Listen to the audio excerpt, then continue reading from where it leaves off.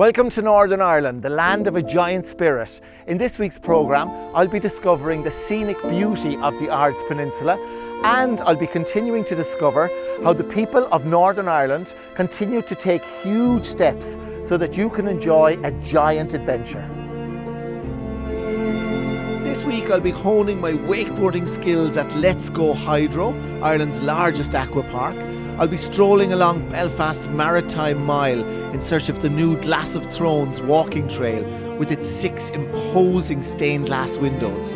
I'll be swimming with the sharks and turtles at the Explorus Aquarium and delving into the treasures of the past at the Ulster Museum. Join me, Ed Finn, as I embrace the giant spirit that lives strong here in Northern Ireland.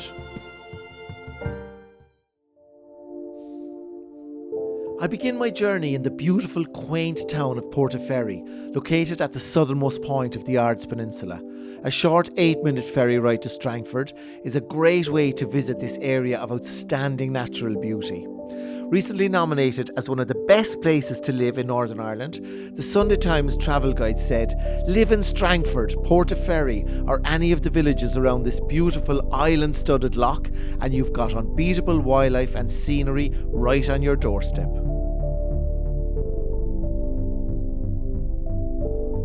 The Ards Peninsula is also home to Explorus, Northern Ireland's only aquarium. I'm off to meet Portia to learn more about the many creatures that lurk beneath our shores. Welcome to Explorus Aquarium.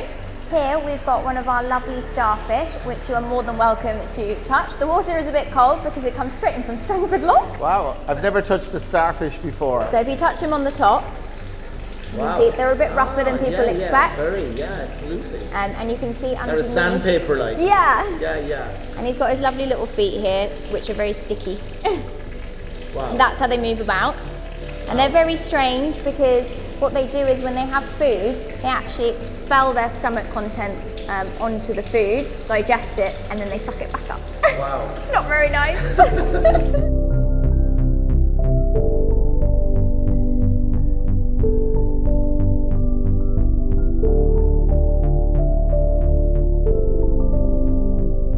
So we're currently in Portaferry on the shores of Strangford Lough, and we have got a huge variety of animals here. We've got over 1,000 different animals for you to have a look at.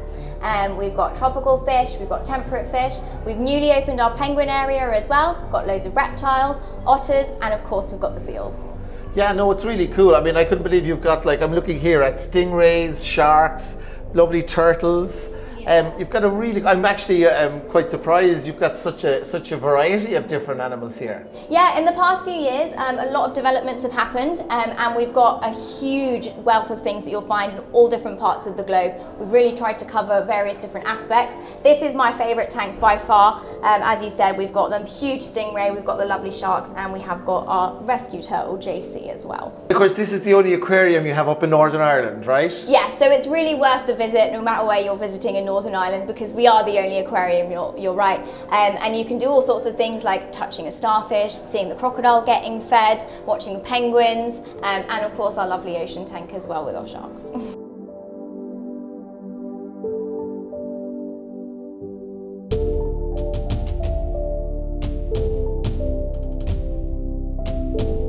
I continue my day exploring the wonderful sights of the peninsula with a visit to Scrabo Tower.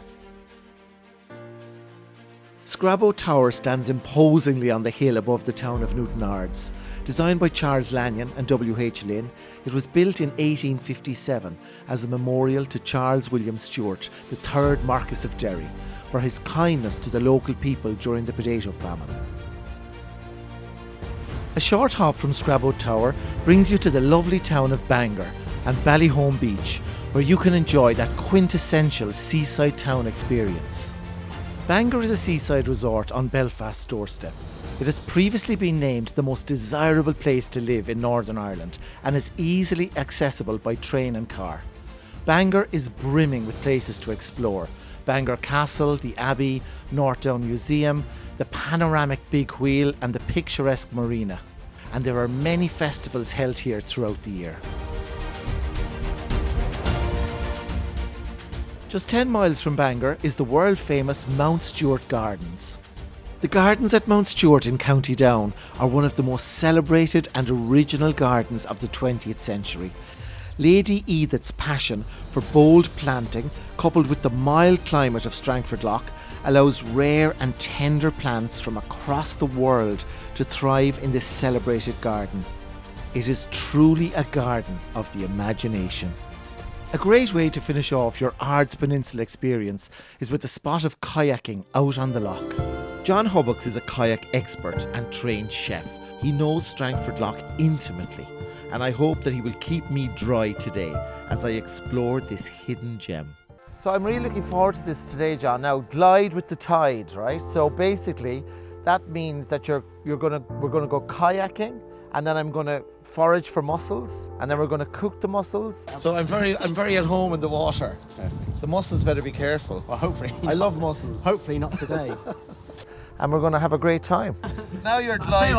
I'm glad you shaved your legs anyway. He shaved his legs. Yeah, so basically what we're going to do, we're going to go out here and we're going to go out and see, you get used to the boat first of all. Yeah. And then what we then do is, so we learn some basic skills. Yeah. We then go off around Skeptrick Island, round the back towards Daft, that is, Ballydawn Lightship. And then, yes, pull up onto an island, look for some mussels. And I'm a chef by trade, so obviously then we can then cook the mussels up in a local whiskey from Dunville's. But I've also got some local foods from a local shop up the road called Indie Food. Wow, fantastic. So obviously we've got those as well. We can have a little bit of a taster of those local foods. Sounds delicious. And listen, the whole experience, John, lasts about how long? Roughly around about 3 hours. So basically from 3 hours from start to finish, we get you in the boat, we take you out for the experience, and obviously by the time we come back around about 3 hours, and sometimes it may take a little bit longer if you're enjoying it. It's a lovely warm day. We have sunshine today. Every time I come up to Northern Ireland, the sun is shining. It's fantastic. It's always sunny. Mr. Sunshine. Always sunny. Any levels in terms of people that, do you have to have any skills? I mean, you can just be a complete novice starting off? A complete novice. I mean, we take out complete beginners, so complete novice right through to the advanced. And what you find is usually those people that have done it before, actually, they're the ones that normally go for a swim. And those that have never done it before, because they're a little bit more sort of timid, they get on the boat and they take it nice and easy, and they actually enjoy the experience probably better, because they've come with an open mind that they've never done it before. Well, hopefully, John, I don't go for a swim today now. But hopefully you don't. I'll get you out if you do. I have a good jacket on, seriously.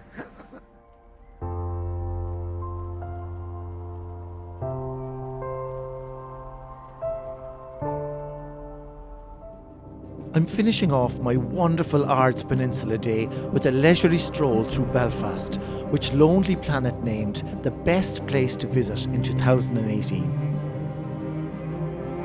To celebrate 10 years of filming Game of Thrones in Northern Ireland, Tourism NI created 6 giant stained glass windows depicting some of the most iconic scenes from the series. Each week after one of the final episodes of Game of Thrones aired in 2019, a new window was unveiled in the heart of Belfast. The 6 windows now form a trail on the Maritime Mile, Belfast's historic waterfront, taking visitors along both sides of the River Lagan, from City Quays to the home of the show's production, Titanic Studios, and on to HMS Caroline. With the help of Northern Ireland's finest artists, artisans and craftspeople, the Glass of Thrones takes Northern Ireland's cultural heritage of stained glass and glass production and brings it full circle to their latest and biggest cultural export to date, ensuring the ironclad bond between Game of Thrones and Northern Ireland will never be forgotten. The process of making the windows began by analysing a decade's worth of fan search data. This allowed the creators to identify and categorise the world's most loved scenes, characters and themes. Illustrators then visualised these findings first by hand, then digitally. The finished designs could then be brought to life using state-of-the-art CAD and CAM technology. Pieced together, every detail was then meticulously hand-stained by local artists, from the white walkers and the bloody daggers to house sigils and dragon scales. The first stained glass window is in City Quays across from the AC Hotel. It features the heroes and heroines of House Stark, from the heartbreak and tragedy of the Red Wedding to their victory and triumph in the Battle of the Bastards.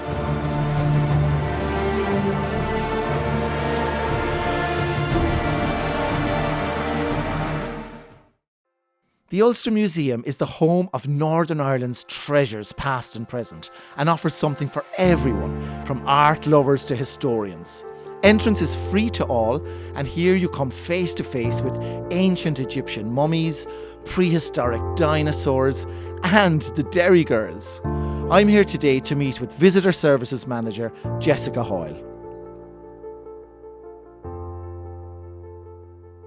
Jessica, how are you? Hello Ed, welcome to the Ulster Museum. Here, what can people expect, Jessica, when they come up here to the Ulster Museum? Of course, it's free for everybody, there's no charge to come. It is indeed, it's free to come in, and I really feel like there's something for absolutely everybody at the Ulster Museum. We travel back in time in history galleries, we have dinosaurs in our nature galleries, right up to art exhibitions that change regularly, so there's always something new for people to see. Brilliant, and today we're going to see, you're going to take me to see Takabooty, we're going to do the dinosaurs, and you're going to find out how much Catholic and Protestant I have in me. We are indeed. Brilliant. We're going to have a brilliant visit today. It's going to be so much fun. Super.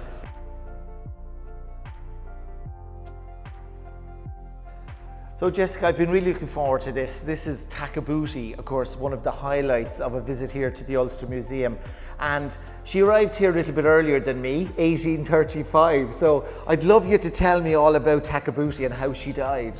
Fantastic, yes. So we actually only quite recently found out how Takabooty died, even though she arrived here in Belfast in 1835. It's taken us a long time for the science to get us ready to find out what she died from. So we did a virtual autopsy of Takabooty and found out that she was actually stabbed in the back with some considerable force. We're between the ages of 20 and 30 years old. Well, and you're able to tell the age from, of course, the processes that they use. We are indeed. So we're able to look at the bones. Is there any signs of aging, arthritis? And that's how we can determine how old she was when she died. So Jessica, I suppose ancient Egypt has been a huge fascination for people down through the ages. So I guess this is a massive draw here in the Ulster Museum, is it? It absolutely is, yes. We have school groups who come and visit, and we have wonderful stories of visitors who came as a child themselves to come and see Takabooty at the Ulster Museum, and they're now bringing their children. It's wonderful to see. No, toaster is on the counter, yeah, in the kitchen. I wouldn't have the energy to be bringing it in and out all the time. I had an aunt who kept her phone in a cupboard though. That's another story, of Fantastic. But one of the really fun things that you can do as a part of this exhibition is actually based on the stereotypes from the Derry Girls blackboard. We've actually brought together a little game that you can play. And this is to determone what percentage Catholic or Protestant you are. Oh, brilliant. So Ed, this is your chance to see now what percentage Catholic or Protestant are you. So if you'd like to have a go, we can find out what your results are. Brilliant, so here we go. Do you keep your toaster in a cupboard? No. Do you love JFK and the Pope? I like one of them. Have you ever been in a holy shop? Yes, I have to say it. In Rome I have. Have you ever been to confession? Yes. Have you been? Yes, I actually have.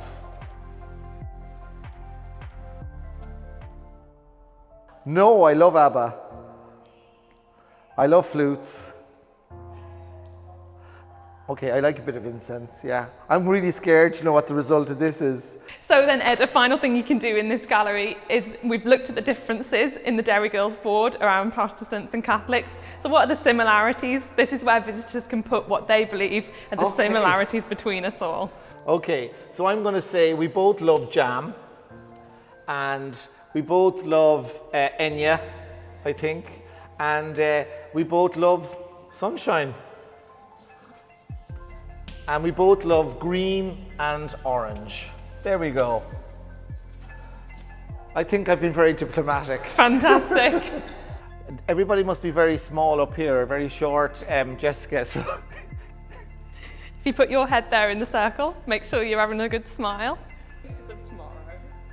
Wow, that's going to be good to get people out of the museum, Jessica. If you have any unruly kids, bring them in there and show them that. They're like screaming, running out of the place.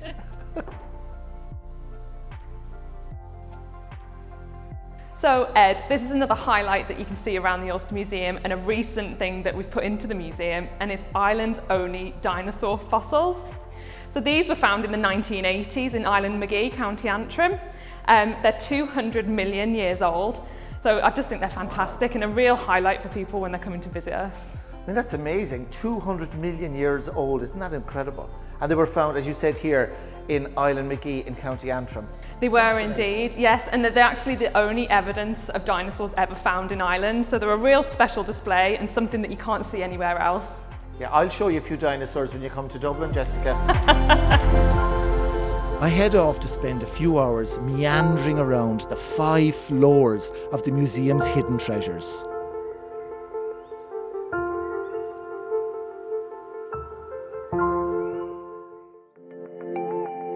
Having enjoyed a mind-blowing experience at the Ulster Museum, I'm off to Let's Go Hydro for some adrenaline-packed aqua fun. Pete Boyle, it's lovely to meet you. It's great to be here in Let's Hydro. I mean, I can't believe you're only 10 minutes outside Belfast. You've got a beach, you've got a safari park, and all these amazing aqua attractions. And of course, I'm going to be doing some wakeboarding later. Yeah. So I believe you started this in, what, 2018 as a sort of a pop-up attraction? Well, it was more a water sports requirement. I'm in water sports. I've been in water sports for 30 odd years, and we couldn't find clean and accessible water. Often there's somebody always standing in the way. There's a duck, or there's a swan, or there's a newt, and you can't get in, and or the council don't want you. And so as a water sports enthusiast, we wanted clean, accessible water near the city, and that's what we ended up here. It's an old reservoir. This would have been actually your drinking water stored, and with new regulations, they had to put it underground in a big tank nearby, and so this became surplus to requirements, and we managed to purchase it for right at the bottom of the market, thankfully. So we managed to turn it into, and then it kind of snowballed, and I suppose I knew there'd be demand for swimming and kayaking and the cable sports, and then this new inflatable business has just ballooned in the last 4 or 5 years. We saw one in London, and when we bought it, that wasn't what we had in mind, but it's been a huge success. We've had over 100,000 visitors a year now,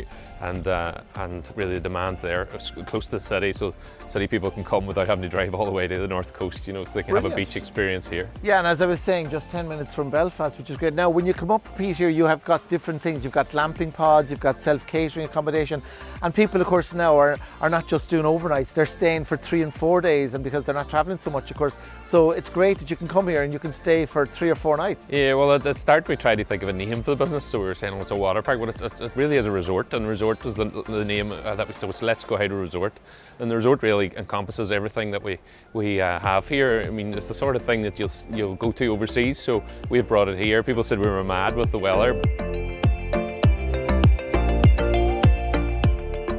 These again are Latvian construction. They're called igloo huts. Wow. And again, these ones are very much 4 seasons. You know, these are treble glazed. Actually, and they take virtually no heating. I said to the guy, "Can we put a wood burning stove?" He says, "Are you joking?" He says, "If you light a match, you'll heat the place." You know? so he says, you put up your lighter. You can heat the place up. You know, he says you couldn't possibly light a stove in them. You know, Wow, so that's they're amazing. super efficient in terms of heating. In fact, when we were in it myself in the winter, really 2 people in it, you heat the space yourself. Yeah, you know? yeah, from your body heat. Yeah. And so these are what, for 2 people? These are 2 to 4. 2 to 4. There's Wow. a fold-out bed at one end, and there's a bedroom at the other. You know. Fantastic. So, and then everything has outdoor seating, and it's all about being out in the woods. Really, that's what the idea is. You know. But, you know, we can host large-scale events here. Hopefully, in the future, we'll be doing music events, but big water sports competitions, beach volleyball competitions.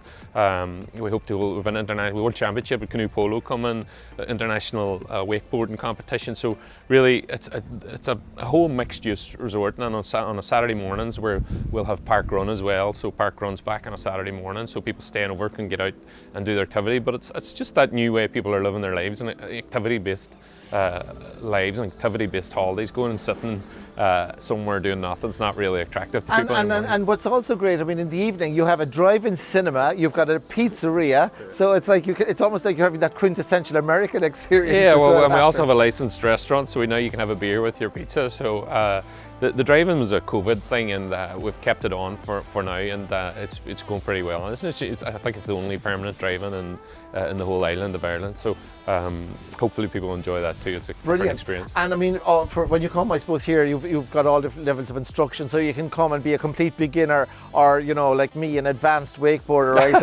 I'll be trying it later anyway. So all levels. Yes, all levels. So we have coaches now. We've just started our new swim coach, and we've SUP, stand-up paddleboard coaching starting, and really, so you can come here and you can try something for the first time, and then as well as that, there's the advanced group. You know, we have competitive people in all the disciplines.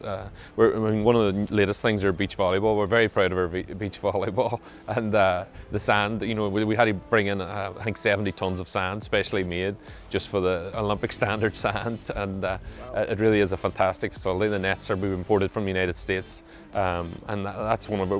We're making a home for homeless sports. So everywhere that didn't have a centre in Ireland, we hope to provide them with one. So we're still looking for those homeless sports. If you know any orphan sports that need a home, we can provide it. You know. Yeah, fantastic. Well, listen, Kabir, pleasure to meet you, Pete. And I must say, it's really exciting. I mean, for families, they're going to have such a great time when they come up here. Yeah, and we see hope all this. so, and Brilliant. not be bored. We sell day passes, so you can literally stay on the water the entire day. So you don't. It's not an hour here and an hour there. Your kid can get in their suit and get out on the water, and with coaches and all the sports for the day, and your kid can just turn back when they're hungry. We hope that's the plan, you know. Great. Well, I'm going to go and try and get into my wetsuit now after COVID. I hope it's going to fit me as well, right? There's a few problems I got. I need a lot of activity at the moment, Pete. Right. So great to meet you, and well done. This is absolutely fantastic here, and I hope you have a great season. Oh, thank you. Thanks very much. Thanks for coming.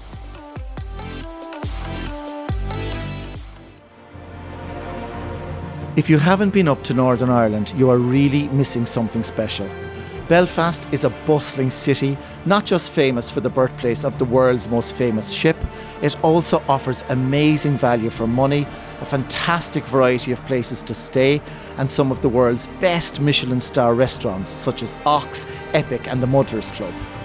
In this series, I have discovered some amazing new places like Rathlin Island, the Bemore Stone Circles, planetariums, aquariums, and the amazing giant spirit of the people that make it all possible. I've been visiting this land for many years, and I'm still blown away by the amazing spirit and friendliness of the people who live here. I'm Ed Finn, and this has been my amazing giant adventure. Why not try yours next time in Northern Ireland and embrace a giant spirit?